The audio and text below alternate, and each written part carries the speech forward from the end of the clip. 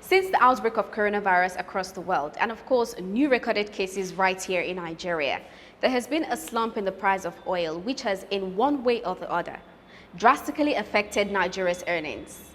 Now, with the current global price of oil at $24 per barrel, which is extremely lower than the $32 per barrel as at last week and the $52 per barrel as at last month, this poses a threat to the Nigerian economy. Joining us on the show today is an economic expert who will be speaking on the impact of coronavirus on the Nigeria's economy and also possible ways on how to improve Nigeria's revenue. I am Adaobi Ilozue, and this is Deep Dive, exclusive to My Color TV.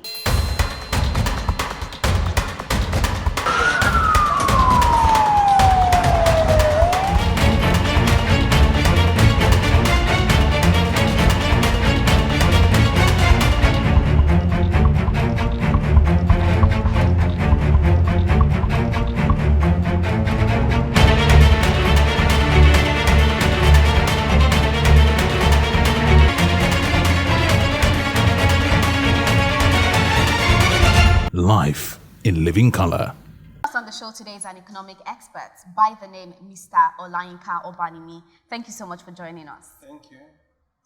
All right, first off, there are predictions that the world may experience further recession in coming months, which is actually as a result of the oil price slump that has affected Nigeria's revenue. Now, can you tell us how bad this situation is for we Nigerians? Well, it's pretty bad.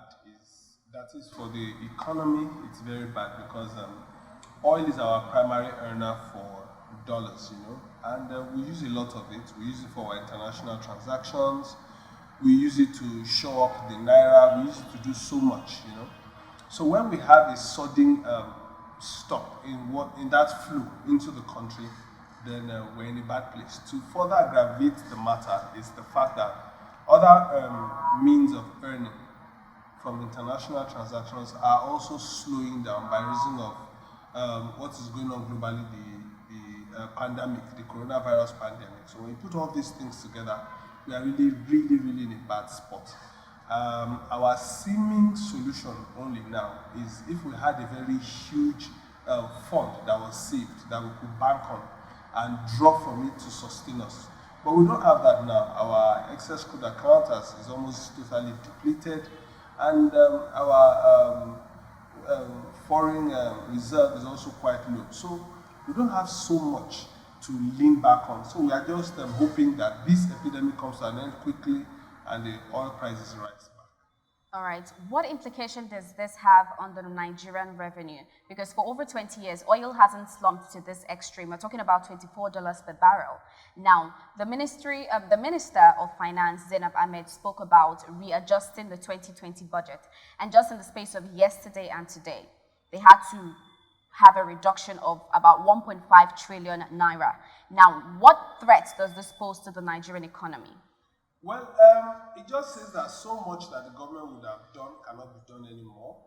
Now they've taken out 1.5 trillion naira out of a budget that was about 8-point-something trillion initially, So what that means is that all the things they wanted to spend that money on, they have been put on hold. They are going to be shifted to next year or 2 years later into the budgets of those periods. So those things now, and those things are part of an integrated budget. That is, the general idea is that these things we want to do, we need to do them so that other aspects of the economy will also go forward. So right now, that is going to mean some of the things we want to achieve by reason of this reduction cannot be achieved. Furthermore, at the state where we are in now, we are going to have to, we've been trying to borrow some $22-point-something billion. Right now, there's a chance that we'll be asking for more just for us to sustain this budget because of what's going to happen. What I think may happen though internationally is that the global development agencies, that's the World Bank, the Bretton Woods institutions, they are likely to arrange loans globally to demanding countries that will be low-priced loans. So much so that if you take those loans, the interest on them are either zero or very low. So those are the only things that I see that look like buffers that we can enjoy in helping the budget. All right. Are there other proactive measures we can take aside the diversification? Are there major aspects of the economy which we can also fit into, aside oil? Well, yes, indeed. You know, we have to, right now, it should no longer be a mantra. It has Okay. to be a measure of activity. Whatever the government can do at every level to drive people to go into local production, not just agriculture. Agriculture is key and is major in Nigeria because it's widespread and the demand for those products are high, you know. Either agricultural products as raw materials for industries or as consumables. We need to go back to agriculture. In the olden days, there was a program run by the older Abasitore administration called Operation Feed the Nation, where everybody was encouraged to plant, to just go and cultivate something. We may need to go back to that place and start doing cultivation. What that does for us is that we are now compelled to eat what we are producing locally, and that takes away some of the money we spend to import some things. And then furthermore, it saves us the raw materials that we're able to produce for the industries. It forms a sort of import substitution for that which we would have imported. So the government has to work with the people, and when I say government, I mean both the federal, the state, and local government, and actively engage communities and people to go into local production of food and other things. You know, the government should come to a place where they are given rebate, tax rebates, and other types of rebates if you get into local production of certain goods. So that's what I think. All right. Taking a look at the different aspects of the economy, which certain aspects do you feel will be hit the most by the outbreak of this coronavirus? I don't think there's no aspect that will not be hit. I think every aspect, every part. Which aspect in particular? Of course, the oil and gas industry is going to have a hard hit. The forex, the financial sector is going to have a hit. You know, manufacturing is having a bad time. Right. The health sector is having a bad time, but manufacturing is having a really bad time. One, there's no foreign exchange for them to import, and where they even want to import up till now, it's so difficult. There are no products available to be imported due to the actions of this coronavirus also. So, and when we mention manufacturing, is spread far and wide. You know, production of shoes is manufacturing, production of clothes is manufacturing, production of food itself is manufacturing. For example, someone the other day mentioned the issue of milk, importation of milk. Almost all the milk we consume in Nigeria is imported, you know. All of a sudden now we're going to have a lack of that. So all these areas and sectors. And when we come back, as we are coming back, the CBN is most likely going to be compelled to restrict the issuance of foreign exchange to certain essential industries. So foreign exchange is not going to be immediately available for all industries. Our naira most likely will be under some sort of pressure for a period against the dollar. So we are going to have all these things that is going to be playing up, and it's going to affect virtually every sector of the economy. Now, taking a look at what is playing out at the moment, the pinch of this virus is affecting every aspect of the economy. For example, the Nigerian National Petroleum Corporation has just reduced the price of the premium motor spirit, which you know as the petrol, from 145 naira per liter to 125 naira per liter. Now, what does this reduction mean to you? Well, it means I'm going to buy fuel cheaper. It means whatever I'm buying now I'm going to be buying it cheaper. Fuel for my generator is cheaper, fuel for my car is cheaper. So is it safe, sorry to cut you short, so is it safe to say that it has an impact on the citizens? Well, it has some impact. I can categorically and definitely say that it has some impact. But how far-reaching is that?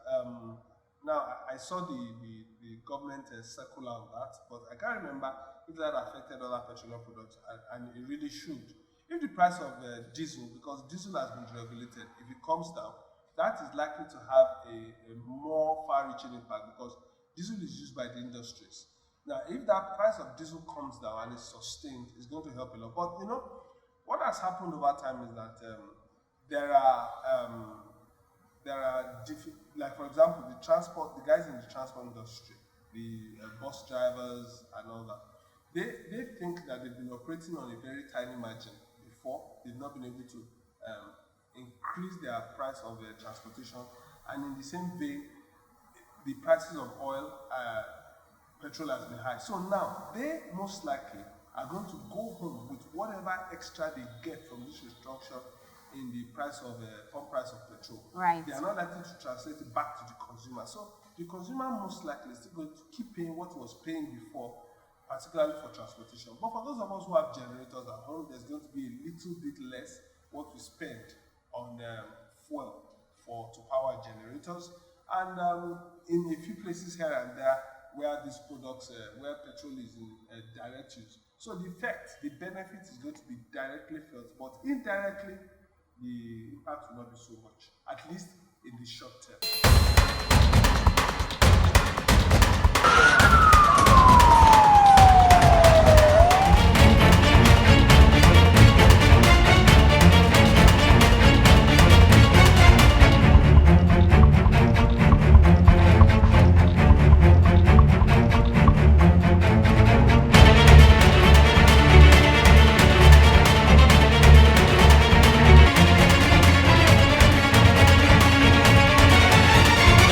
Life in living color. In times like this, what do you think the federal and state government can do to stimulate the economy and make sure that small-scale businesses don't shut down at this moment? Because from recent information, the Central Bank of Nigeria has disbursed 100 billion naira to health institutions for the coronavirus and 1 trillion naira for manufacturing.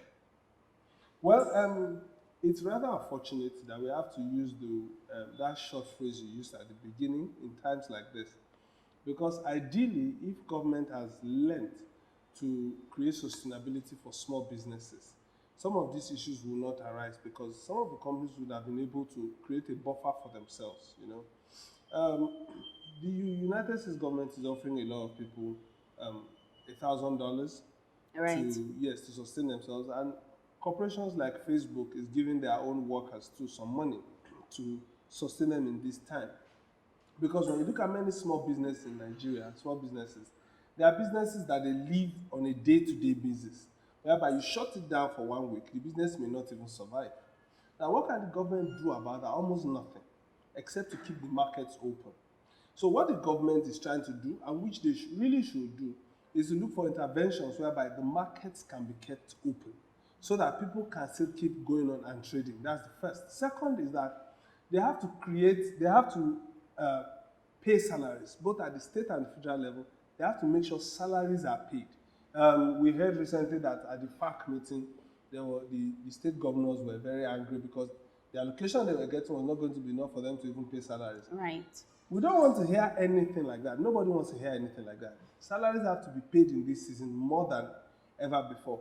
And then third is that they now have to create some sort of arrangement, with either financial institutions for families to be able to go for some sort of small size loans, particularly to tide them over in the period of in the period of any form of lockdown that is being experienced. With all the things going on, the economy, once the economy is still on the move, there's a measure of sustainability in the system, and there are many companies offer. Then also we have to appreciate some of the things that CBN has done and taken as decisions. They've said that they've created loans for the manufacturing sector, which are hit directly, and also for The health institutions. The health institutions.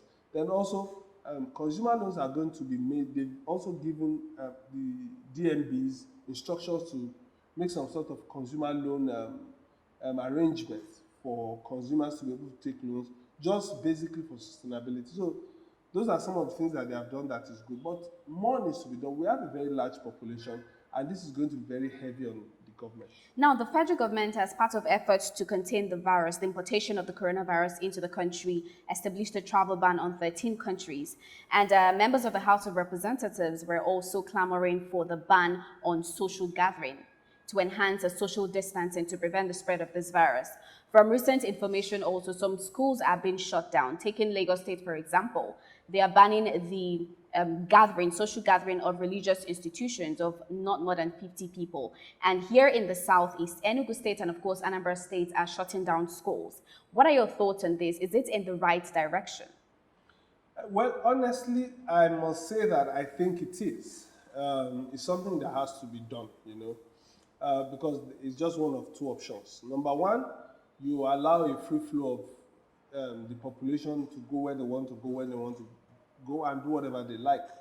That is likely to facilitate a quick spread of this infection. And these things grows in some sort of geometrical progression. Right now, as of the last count, we have just 12 cases in Nigeria. If these 12 cases are able to be isolated, and then all the other cases that have not been identified are made to stay at home by restricting movement, that is likely to allow the thing, because it's a virus and the nature of viruses is going to allow you to be easily controlled. What we are looking for is control. If we can pick up all the people who have these things, the symptoms, out of the system, and then put them in quarantine, then we know that our problems are over, basically over. And we have to do this as quickly as possible. You can see China has eradicated all domestic cases of coronavirus right now, and they are being careful about importing new ones. They are being very careful. Right. And so that is important. And what they said immediately after that is that they are going to kickstart the economy immediately. They are going to get people back to work. People should start working because it's critical. Because asking people to stay at home is not only about what they will eat or what they will drink. It's also about, you are locking down all these energies. I mean, you take the children out of the school to stay at home. What will they be doing? What will the people that are sitting at home be doing? It can cause mental health problems, and I'm serious about that. Do you understand? So people want to quickly get up and go back to their lives, and as quickly as possible, this should be facilitated. So while I appreciate the fact that, yes, indeed, there should be a temporary lockdown, but it should not just be a lockdown, it should be followed with careful measures to pick out those that most likely are affected in the system and then take them out of the economy. For example, there should be some sort of hotline where you can call somebody when you suspect a case, and all that. We should have all those things going on. And people the government should offer free treatment for anybody who is affected. If we have all these things in place, I'm sure that we'll be able to overcome this epidemic very quickly. All right. Do you think the federal government is doing all it can to ensure that it contains this virus from what is playing out currently? Well, the way it sounds, they are serious about it, and they are really trying to contain it. And truly, that is the best thing we can do, because like they say, prevention is better than cure. If this thing spreads as rapidly as it's spreading in other countries, we are going to be in a very terrible mess. We are going to be in a bad mess. We don't want to be in that place. We want to quickly deal with it and get it over with, get it done and over with, as a nation. So I think they are doing the right thing. I think we can do more, and they should do more. One of the things that we should appreciate right now is that in Nigeria right now, the government is not very rich. So they are trying to manage their resources very carefully. But in the midst of that, we also want to be sure that we do not, in a bid to manage money, get ourselves sick as a nation. So I think that they are trying, they can do more. Most importantly, the state government should also rise up and meet the federal government halfway to combat this thing. All right. So what do you think is the way forward? Well, the way forward, if I may say, it's either a 3 or 4-pronged approach. One, the economy has to be kept sustained, thriving, and alive. The epidemic has to be dealt with and eradicated. That's the second one. The third one, the social well-being of the people, also has to be put in active consideration. And each of these, they are all critical. These 3 points, they are critical. And the government has to look for a way to make sure that all the 3 of them are functional and active at the same time. They have to look for a way to channel funds carefully into the right place to get things working. They have to bring up policies that help the system to recover quickly. There has to be a post-coronavirus action plan that will make sure that once the coronavirus is over, we are able to quickly recover what is going on. Like Okay. For example, now, our ports have been on lockdown for a while. And when I say lockdown, I don't mean lockdown indeed. There have been a slow removal of products from the ports because of the the locking of the border and the challenges that there's been a congestion at the ports, So right now, immediately after this coronavirus case is over, they should open up the ports and allow quick movement of goods while not allowing, while still ensuring that what needs to be done is done. That should be done. And across the entire threshold of the economy, the government has to wake up, put up a plan to make sure that there's quick revival of what has gone down in the period of this coronavirus. All right, so this is where we wrap it up on the show today. Thank you very much, Mr. Olayinka Obanimi. Thank you very much, Adaobi. He's an economic expert right here in Enugu State. We really appreciate your time.